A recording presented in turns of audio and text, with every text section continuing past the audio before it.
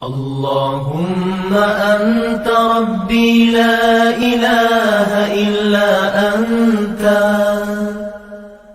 خلقتني وأنا عبدك وأنا على عهدك ووعدك ما استطعت أعوذ بك من شر ما صنعت أبوء لك بنعمتك علي وأبوء بذنبي فاغفر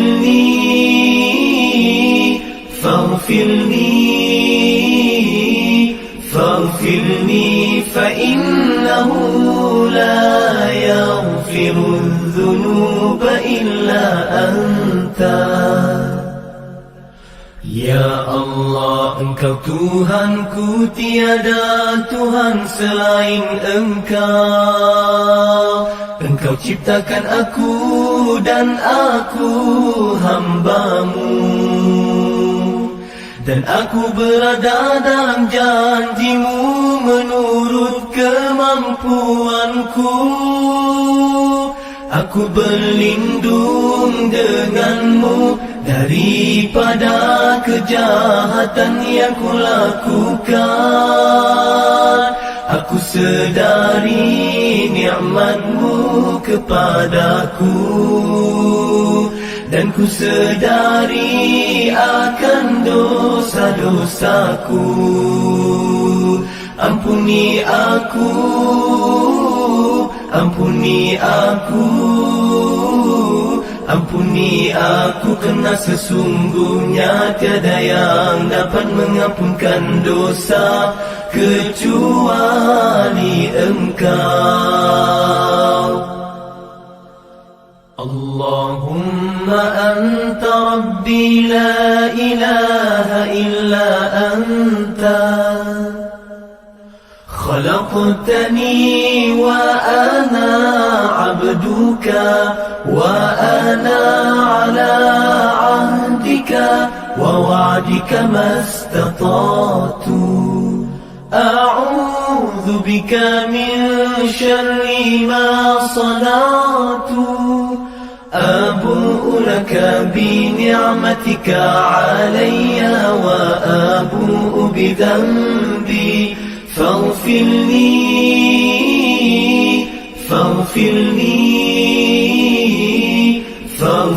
لي فإنه لا يغفر الذنوب إلا أنت. Ya Allah, Engkau Tuhanku, tiada Tuhan selain Engkau. Engkau ciptakan aku dan aku hamba-Mu,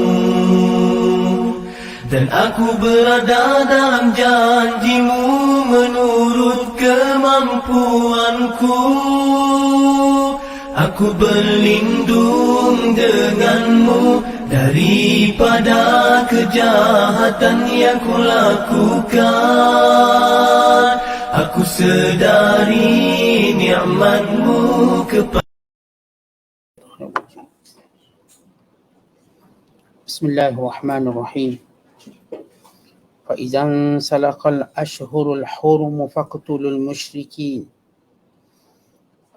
المشركين حيث وجدتموهم وخذوهم واحصروهم واقعدوا لهم كل مرصد فإن تابوا وأقاموا الصلاة وآتوا الزكاة فخلوا سبيلهم إن الله غفور رحيم. وإن أحد من المشركين استجارك فأجره حتى يسمع كلام الله ثم أبلغه مأمنه ذلك بأنهم قوم لا يعلمون. كيف يكون للمشركين عهد عند الله وعند رسوله إلا الذين عاهدتم عند المسجد الحرام فما استقاموا لكم فاستقيموا لهم إن الله يحب المتقين. كيف وإن يظهروا عليكم لا يركبوا فيكم إلا ولا ذمة يرضونكم بأفواههم وتأبى قلوبهم وأكثرهم فاسقون اشتروا بآيات الله ثمنا قليلا فصدوا عن سبيله إنهم ساء ما كانوا يعملون لا يركبون في مؤمن إلا ولا ذمة وأولئك هم المعتدون فإن تابوا وأقاموا الصلاة وآتوا الزكاة فإخوانكم في الدين ونفصل الآيات لقوم يعلمون وإن نكثوا أيمانهم من بعد عهدهم وطعنوا في دينكم فقاتلوا أئمة الكفر إنهم لا أيمان لهم لعلهم ينتهون. Sadaqallahul Azim. Kemudian apabila habislah masa bulan-bulan yang dihormati itu, maka bunuhlah orang-orang yang musyrik itu di mana sahaja kamu menemuinya. Dan tawanlah mereka. Dan juga kepunglah mereka serta tunggulah mereka di tiap-tiap tempat mengintipnya. Kemudian jika mereka bertaubat dari kekufurannya dan mendirikan sembahyang serta memberi zakat, maka biarkanlah mereka, jangan diganggu. Sesungguhnya Allah Maha Pengampun lagi Maha Mengasihani. Dan jika seorang dari kaum musyrik meminta perlindungan kepadamu untuk memahami Islam, maka berilah perlindungan kepadanya sehingga ia sempat mendengar keterangan Allah tentang hakikat Islam itu. Kemudian hantarkan dia ke mana-mana tempat yang ia beroleh aman. Perintah yang tersebut ialah kerana mereka itu kaum yang tidak mengetahui hakikat Islam. Bagaimanakah dapat diakui adanya perjanjian keamanan di sisi Allah dan Rasulnya bagi orang-orang musyrik sedang mereka mencabulinya, kecuali orang-orang musyrik yang kamu telah mengikat perjanjian setia dengan mereka dekat Masjidil Haram. Maka selagi mereka berlaku lurus terhadap kamu, hendaklah kamu berlaku lurus pula terhadap mereka. Sesungguhnya Allah mengasihi orang-orang yang bertakwa. Bagaimana boleh dikekalkan perjanjian kaum kafir musyrik itu? Padahal kalau mereka dapat mengalahkan kamu, mereka tidak akan menghormati perhubungan kerabat terhadap kamu dan tidak akan menghormati perjanjian setianya. Mereka menjadikan kamu bersenang hati hanya dengan mulut mereka, sedang hati mereka menolaknya. Dan kebanyakan mereka adalah orang-orang yang fasik. Mereka menukarkan ayat-ayat Allah dengan harga yang sedikit dari faedah-faedah dunia. Lalu mereka menghalangi dirinya dan orang-orang lain dari agama Allah. Sesungguhnya amatlah buruk apa yang mereka telah kerjakan. Mereka tidak menghormati kerabat dan perjanjian terhadap orang-orang yang beriman. Dan merekalah orang-orang yang menceroboh. Oleh itu jika mereka bertaubat dari kekufuran dan mendirikan sembahyang serta memberi zakat, maka mereka itu adalah saudara kamu yang seagama. Dan kami menjelaskan ayat-ayat keterangan kami satu persatu bagi kaum yang mahu mengetahui. Dan jika mereka mencaburi sumpahnya sesudah mengikat perjanjian setia, dan mereka pula mencela agama kamu, maka perangilah ketua-ketua dan pemimpin-pemimpin kaum yang kafir itu. Kerana sesungguhnya mereka tidak menghormati sumpah janjinya, supaya mereka berhenti dari kekufuran dan bertaubat. Masih lagi kita dalam penafsiran surah Taubah. Surah yang ke-9 pada juzuk yang ke-10.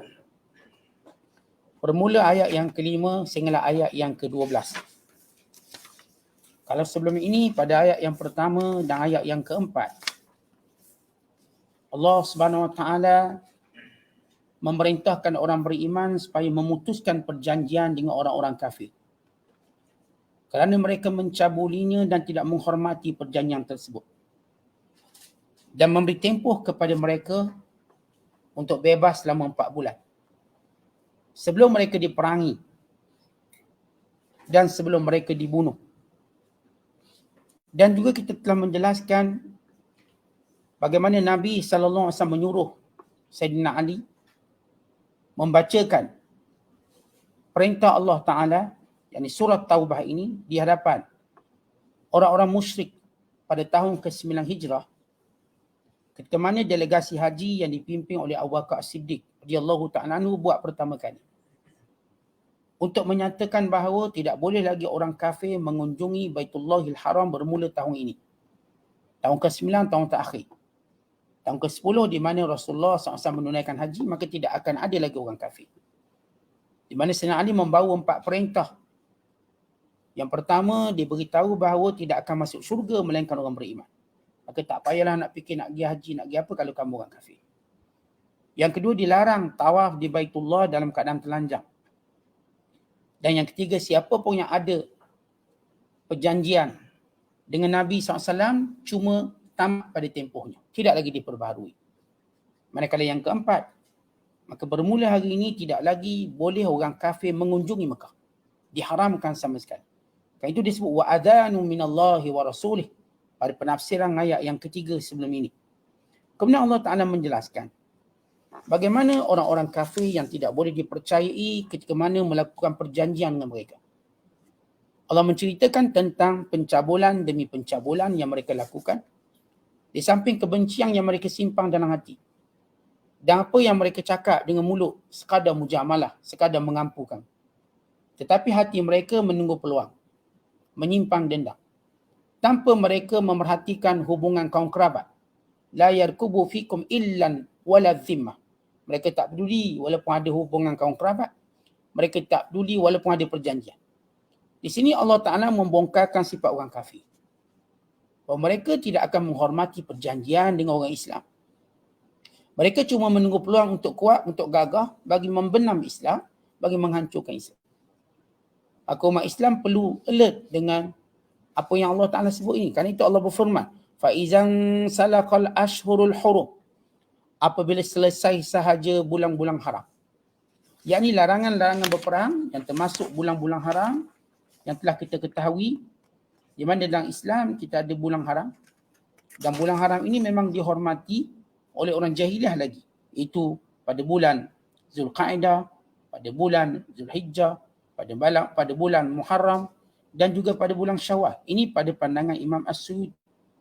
Dan setengah ulama menyebut ia pada bulan Zulqa'dah, Zulhijjah, Muharram dan juga pada bulan Rajab.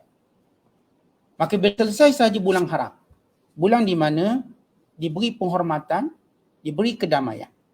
Yang ini selesai sahaja dalam proses ibadat haji. Kalau kita tahu ibadat haji bermula daripada Syawal, Zulqa'dah, Zulhijjah, maka tamat Zulhijjah, tapi oleh kerana masih lagi orang mungkin dalam kesibukan pulang, sehinggalah tamat bulan Muharram.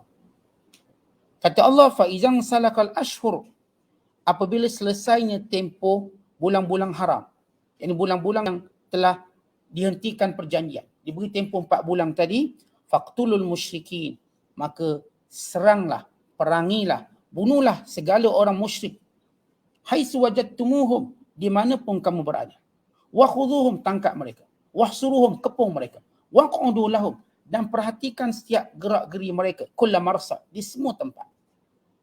Baik, kenapa ayat ini? Kerana ayat ini dikenali sebagai ayatus saif, ayat perang.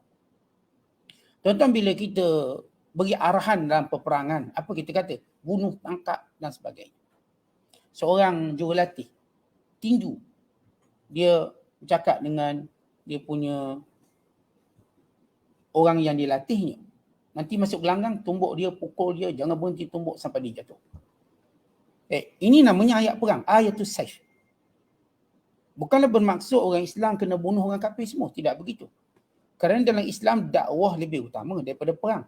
Tapi kita sebut bila orang-orang musyrik Mekah, bila orang-orang musyrik sebenarnya tanah Arab, bila orang-orang kafir Arab yang berada di sebenarnya tanah Arab, mereka menyimpan kebencian pada Islam begitu dalam. Bila jatuh sahaja Mekah di tangan orang Islam, maka golongan Saqif, golongan Hawazin berkumpul di Hunain. Dan juga Arab-Arab yang lain. Yang mereka yang menyimpan kebencian kepada Islam. Dan berbohong atas perjanjian. Maka kata Allah, bila tamat sahaja bulan haram, yang di mana bila tamat tempoh perjanjian, kemudian diberi tempoh 4 bulan, jadi tamat sahaja bulan tersebut, maka perangi mereka sungguh-sungguh. Tangkap mereka, kepung mereka, supaya mereka tidak lagi menjadi ancaman kepada umat Islam, kepada Islam itu sendiri, bukan kepada negara Islam. Kerana itu kata Allah, waqudu lahum kulla marsad. Berjaga di setiap checkpoint. Disebut kulla marsad, setiap tempat pengintipan. Checkpoint lah kita sebut. Tempat di mana laluan musuh. Tempat di mana mungkin musuh berkumpul dan berhimpun. Kerana tempoh ini, dengan adanya kolaborasi orang Yahudi dan juga kita katakan Arab jahiliyah tadi, sehingga mereka melakukan peperangan demi peperangan, kebencian demi kebencian. Maka Nabi SAW dalam tempoh sehinggalah tahun ke-8 sibuk memerangi kelompok-kelompok Arab yang membenci Islam.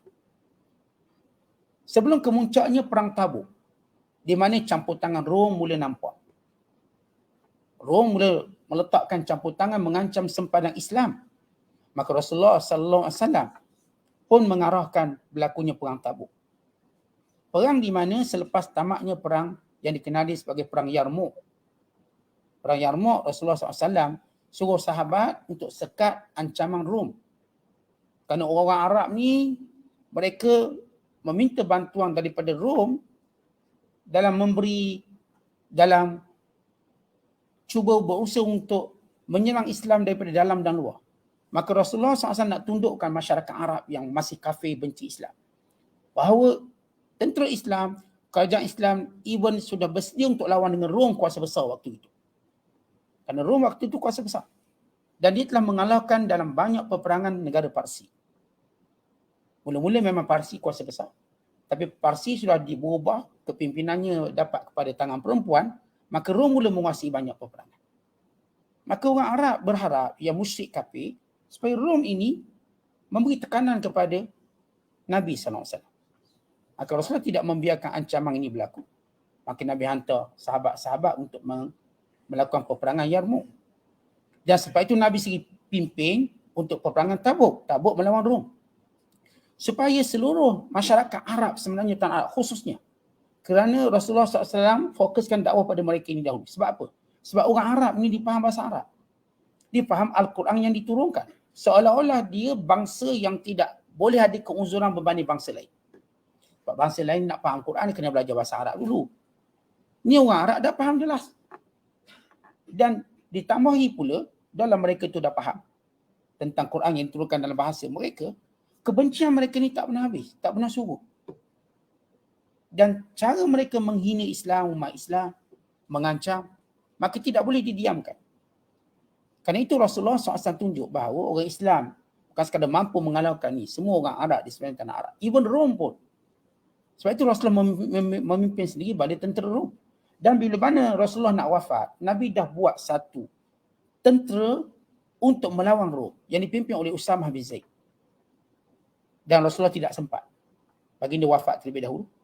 Tapi bayangan tentera ini sudah wujud.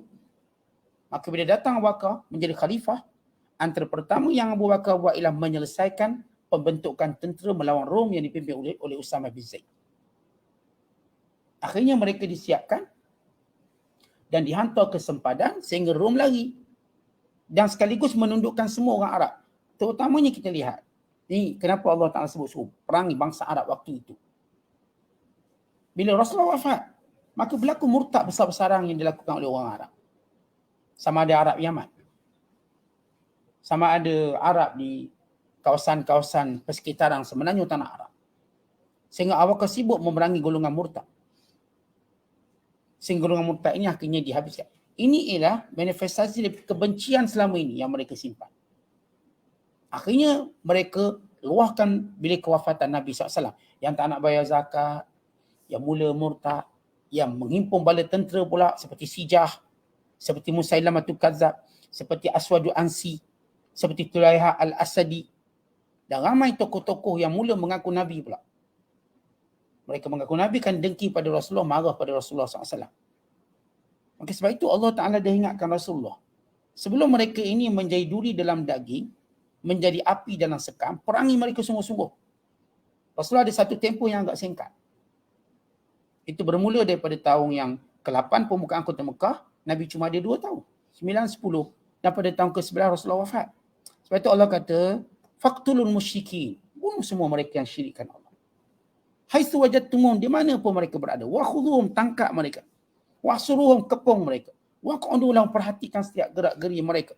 Fa in tabu, tetapi kalau sekiranya mereka bertaubat, yakni mereka bertaubat, berhenti daripada kekufuran, mereka tidak lagi mengancam, mereka tidak lagi menghina, mereka tidak lagi mempermainkan Islam, maka kata Allah, fa in tabu wa aqamus salah. Tabu di sini maksudnya mereka memeluk Islam. Sebab mereka tahu kebenaran itu, penolakan kebenaran kerana kebencian dan dengki, bukan kerana kejahilan. Sebab orang yang tolak Islam ni dia ada beberapa kategori. Ada yang tolak Islam kerana jahil. Orang ni kena berilmu. Ada orang yang tolak Islam kerana benci dan hasad. Yang ni perlu diperangi. Sebab memang mereka menunggu waktu dan tempoh orang Islam lemah. Kalau orang Islam yang jahil, yang tak tahu tentang Islam, ya kita dakwah. Tapi yang memang benci, mereka ini tidak faham bahasa dakwah. Mereka faham bahasa pedang atau bahasa peperangan. Bahasa itu yang menundukkan mereka. Sebab itu manusia ni tuan-tuan, dia akan faham dua bahasa. Bahasa yang kita sebut sebagai bahasa negosiasi ataupun negotiate, berunding atau diplomasi. Bahasa yang disebut bahasa perang. Macam anak kita lah. Anak kita tuan-tuan, dia faham bahasa cakap dengan bahasa watan. Dia cakap jangan buat. Okay, dia tak buat. Kalau dia degil sikit dia buat juga, kita pun tunjuk watan. Ini bahasa watan. Kita tak payah cakap. Watan bercakap. Tu dia diam. Manusia memang begitu. Ada bahasa yang kita boleh cakap secara negosiasi, secara negotiate, secara diplomasi. Ada perkara yang kita perlu gunakan kekerasan. Itu normal. Manusia macam gitu. Sebab itu dalam Quran sendiri, ada benda yang Allah Ta'ala menyebut tentang penjelasan, penerangan. Ada yang Allah ancam dengan azab. Ancam dengan azab, dengan neraka. Dengan segala bentuk-bentuk azab. Ini bahasa kecaman. Kerana manusia memang macam tu perangai. Jadi orang yang kafir ini, ada yang saya katakan kafir kerana kejahilan. Dan kalau kafir kerana kejahilan, dengan mudah kita dapat selesaikan benda ni. Sebab itu kalau kita lihat, kenapa Islam bergerak pantas? Kerana kebanyakan mereka jahil tentang Islam. Tidak diberitahu tentang Islam yang sebenar. Bukan dimomokkan kononnya dalam Kaabah ada berhala, konon dalam masjid pun ada berhala. Itu momokkan yang dia buat oleh golongan pemimpin-pemimpin mereka. Golongan bawah ini selalu ditipu. Kerana itu kita sebut da'yah. Mereka kata Islam ni gana, tak beri hak pada wanita, nanti disunatkan wanita. Maka dia pun buat filem wanita disunatkan dalam Islam. Ditunjuk kat negara Afrika, sunat bawa pergi ke gurun-gurun pasir, kemudian disunatkan wanita sehingga wanita dihilang keperempuanan dan nafsu. Ini satu beniaan ni. Sedangkan mereka tahu yang paling banyak zuriat atas dunia ini orang Islam yang sentiasa beranak dan beranak. Maka di manakah logik mereka nak sebut kononnya dengan sunatkan wanita tadi, maka menghilangkan keperempuanannya dan mengganggu zuriat keturunannya. Walau kita lihat wanita-wanita Islam, mereka sentiasa beranak, mereka nak anak yang ramai. Berbanding wanita-wanita kafir yang tak sunat dan tak beranak pun. Artinya mereka cuba. Maka anak lelaki pula juga dibayangkan kononnya sunat ni teruk sangat. Padahal tak ada lagi orang mati kerana sunat. Kalau ada pun kes terpencil yang berlaku pada semua benda. Yang ada orang makan pun mati, orang minum pun mati. Takkanlah kita nak haramkan makan dan minum. Benda itu berlaku terpencil secara kesalahan teknikal manusia. Tapi secara umumnya tak ada masalah. Tapi itu yang mereka buruk-burukkan. Kononnya sunat ini satu benda yang menyeksa kanak-kanak. Demikian juga ibadat puasa.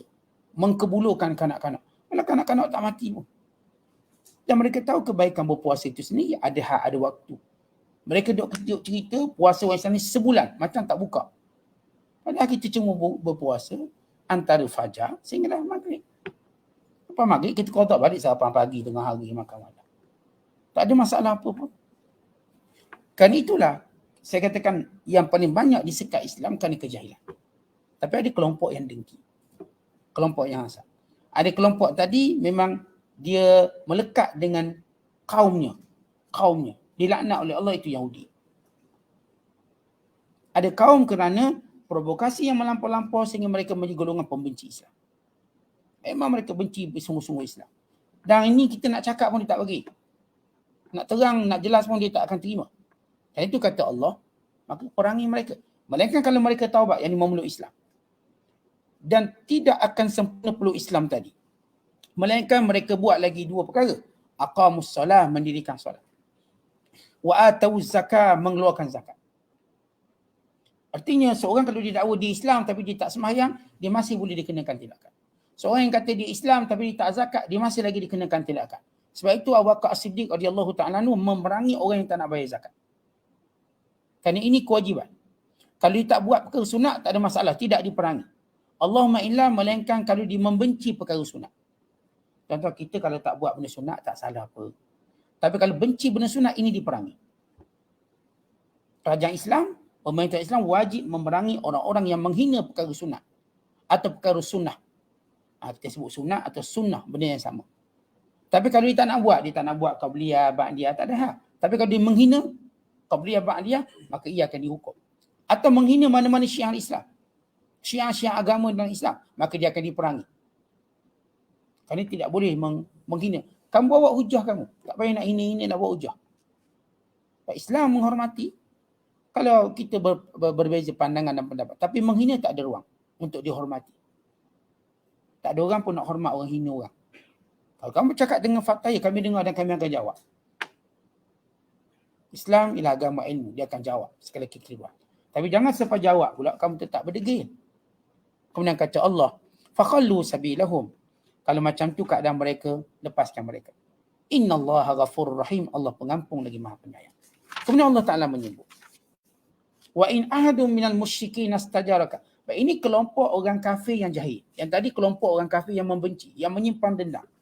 Kata Allah, wa in ahadun, kalau ada mana-mana orang minal musyrikin, di kalangan orang-orang kafir, istajaraka, meminta perlindungan denganmu wahai Muhammad, fa'ajirhu, dan beri perlindungan kepada mereka, hatta yasma'a kalam Allah, sehingga mereka mendengar kalam Allah, wahyu Allah, perintah Allah. Summa ablighu ma'manah, kemudian bebaskan mereka untuk pulang ke negeri mereka.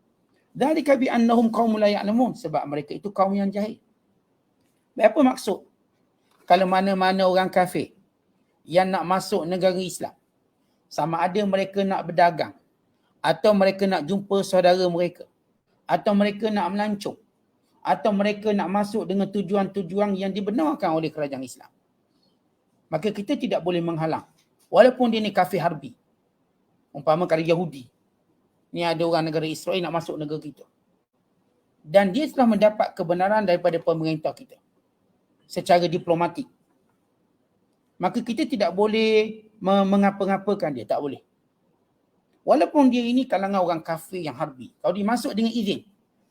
Pernah satu ketika, bila Musailamatul Kadzab, dia hantar dua orang wakil bertemu dengan Nabi SAW. Dua wakil ni. Lalu Rasulullah SAW berkata kepada kedua dunia ini, apakah kamu mengatakan bahawa Musailamah itu Rasulullah? Mereka kata, ya, Rasulullah. Sebab Musailamah itu kata dia mengaku jadi Nabi masa zaman Rasulullah lagi. Maka bila Musailamah hantar dua orang pegawai diplomat, dia hantar surat pada Rasulullah untuk bagi kerajaan jadi dua. Dia kata daripada Musailamah kadzab, daripada Musailamah kepada Muhammad Rasulullah. Daripada Musailamah Rasulullah kepada Muhammad Rasulullah. Bahawa bumi ini separuh aku, separuh kamu. Nabi pun balas balik surat. Daripada Muhammad Rasulullah kepada Musailamah tu kadzab. Bumi ini milik Allah dan Allah akan beri siapa yang dikehendaki. Maka bila dihantar dua orang wakil daripada Musailamah tu kadzab, Nabi pun tanya akidah sebab orang ni asalnya Islam. Kemudian dia murtad dan mengikut Musailamah tu kadzab dan mengaku jadi Nabi. Mengaku menjadi pengikut Nabi. Rasulullah kata, apakah kamu menyaksikan Musailamah itu Rasulullah? Mereka kata, ya. Maka Nabi berkata, kalau tidak kerana pesuruh-pesuruh itu atau pegawai-pegawai diplomatik tidak boleh dibunuh, nescaya aku dah bunuh kamu berdua. Sebab kamu ni harbi, kamu ni kafir, kamu ni dah mempernabikan lain. Nabi Musa itu kata, tapi oleh kerana kamu datang ke negara aku atas dasar pegawai diplomatik, kalau tidak kerana memang dah jadi undang-undang ahli diplomatik, pegawai diplomatik tak boleh diganggu. Kalau boleh diganggu, aku potong kepala kamu. Di sini menjadi dalil dan bukti, mana-mana orang bukan Islam, harbi, dia benci Islam macam mana, kalau dia masuk negara Islam dengan keizinan pemerintah, syarat dia, dia minta visa, kerajaan bagi. Ni Yahudi, Israel. Dia datang Malaysia. Contoh, kau datang. Dengan keizinan kerajaan kita. Kerajaan kita bagi sebab dia nak berniaga ke, dia nak masuk mesyuarat ekonomi itu dan ini. Kerajaan kita bagi. Maka kita tak boleh kacau. Kita tak boleh ganggu. Haram kita mengganggu mana-mana pegawai diplomatik. Sebab dia masuk dengan keizinan kerajaan. Sebab tu kita tuan-tuan kalau nak marah orang kafir. Kedutaan-kedutaan mereka tu kita tak boleh nak bakar dan sebagainya kerana mereka berada dengan izin pemerintah. Kita setakat nak duduk kat pagar tunjuk perasaan tak ada apa. Sekadar nak bagi memorandum waraqatul istinqar tak ada hak. Jadi kalau tuan-tuan nak panjat kedutaan, nak bakar, nak tangkap, itu diharamkan dalam Islam. Sebab kita juga ada pegawai diplomatik dalam negara ni. Sebab itu amalan sejak zaman berzaman, pegawai diplomatik ini tidak akan diganggu, mereka cuma diminta pulang ke negara mereka. Kalau kita memang nak perang dengan negara mereka, kita akan minta pegawai diplomat mereka keluar. Kita tak akan tangkap. Itu menyalahi undang-undang antarabangsa yang disepakati semenjak zaman dulu dan Islam mengakuinya. Sebab itu dalam ayat ini menyebut, mana-mana orang kafir yang datang dengan visa pelancong, dengan berniaga, dengan apa pun yang kerajaan izinkan, maka kita tak boleh usik mereka. Tapi apa yang patut kita buat? Perdengarkan mereka tentang Islam. Perdengarkan mereka tentang kalamullah. Kemudian biarkan mereka balik aman ke negara mereka. Kan itu tanggungjawab kerajaan bila pelancong datang, bukan sekadar nak banyakkan pelaburan, dia duit banyak. Dia ada tanggungjawab dakwah. Sebab itu orang kafir daripada pijak airport lagi, dia dah dengar seruan Allah. Dia dengar dah. Kita dah buka Quran dah. Kita dah beri penjelasan tentang Islam. Daripada airport lagi. Sebelum dia pergi mana-mana, dia dengar. Dia nak berniaga, nak jumpa kawan, itu kita beri kebebasan. Tetapi tanggungjawab kerajaan Islam, memperdengarkan Islam pada mereka. Dan kemudian memastikan mereka pulang ke negara mereka dengan aman. Jangan kita tengok dia macam ni, kita pun sekat masih kat airport. Tak boleh. Kalau dia nak balik, kita kena benarkan dia balik. Jadi kita berhadapan dengan ada orang kafir yang membenci, begini caranya. Ada orang kafir yang jahil, begini caranya. Kemudian kata Allah, kaifa yakunu lil musyrikin ahadun. Bagaimana kita boleh pegang janji dengan orang kafir? Indallahi wa inda rasul, sedangkan perjanjian itu yang mereka menteri atas nama Allah dan Rasulnya. Lalu mereka mengkhianatinya. Macam mana kita boleh pegang dengan golongan ini yang track rekod mereka memungkiri janji, khususnya Yahudi. Contoh kalau kita baca sejarah Filistin daripada tahun 48 sampai sekarang, beratus perjanjian Yahudi semua mungkiri. Dan cara mereka memungkirinya, mereka tukar presiden baru. Lalu mereka kata kami tak ada komitmen dengan perjanjian itu. Begitu mereka lakukan sepanjang zaman. Kata Allah, macam mana kita nak hormat perjanjian? Walaupun perjanjian itu sudah pengatas nama Allah dan Rasul. Mereka terus mempermainkannya dan merobek perjanjian, mencabulinya. Illa alladhina ahadtum indal masjidil haram. Melainkan orang-orang yang berjanji dengan kamu di sisi Masjidil Haram. Yang dimaksudkan ialah perjanjian Hudaibiyah. Dan Hudaibiyah, ketika mana Rasulullah nak masuk ke Baitullahil Haram, maka Nabi disekat dan berlaku perjanjian Hudaibiyah. Itu okey. Pegang janji tadi. Famastaqamu lakum, selagi mana mereka tepati janji, fastaqimu lahum, maka tepatilah bagi mereka. Perjanjian lain jangan percaya dengan orang kafir.